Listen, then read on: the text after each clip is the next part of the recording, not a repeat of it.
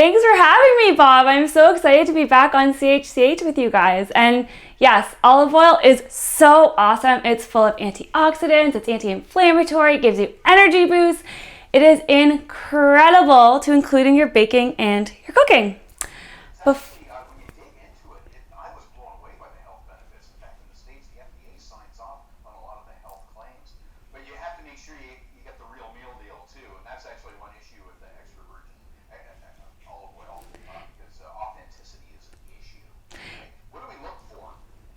So yeah, you're exactly right. Since it's so popular now, you need to make sure you're buying a good quality olive oil. So for the first thing you're going to look for is flavor. You're looking for something that's fruity or maybe grassy, but you want that peppery finish. That lingering kind of spice on your tongue shows that it's a really good quality olive oil. You also want to look for an olive oil that's made in small batches with no chemical additives, because that's going to give you the best flavor. And then I also recommend going organic, because that way there's no extra pesticides, because we definitely want to avoid that just for our overall health.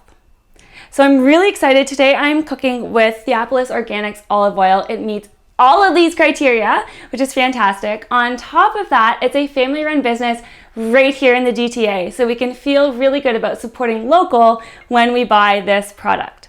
On top of that, it is a really good price for the quality of the oil, because it is organic, it is small batch, so you're getting a really nice olive oil for a great price.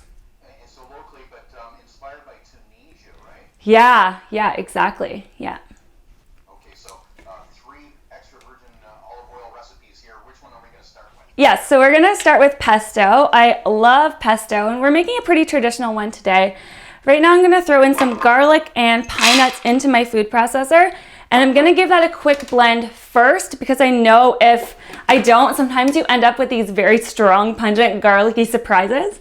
So I'm going to just blend that really quick. Excuse the noise.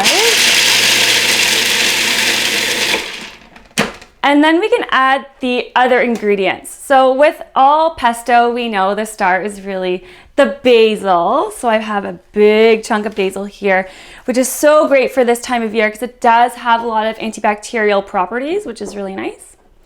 We've got Parmesan cheese to give it that delicious zing. And then some fresh squeezed lemon. I love lemon, a really good source of vitamin C. So as we're entering the cold and flu season, it's a nice way to keep our immune systems high.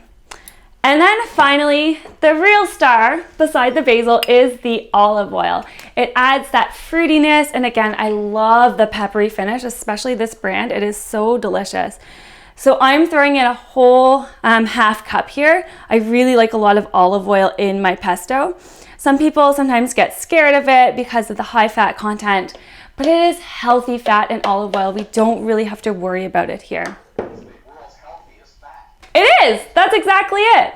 So yeah, pour it in. Don't be shy. And then we just give this a nice blend, and I won't fully blend it, but just give you a feel for it here. So you would blend it until smooth, and you have this delicious creamy pesto, fantastic over pasta. You can use it as a base for like pizzas, on a flatbread with roasted veggies. I mean, you can eat it with a spoon. It tastes that good. Oh, wow. And I bet that cake tastes good too. And I know you make cookies as well. We're going to link up all your socials at chch.com so we can get those amazing recipes. Thank you, holistic nutritionist Jessie Lane. Thank you.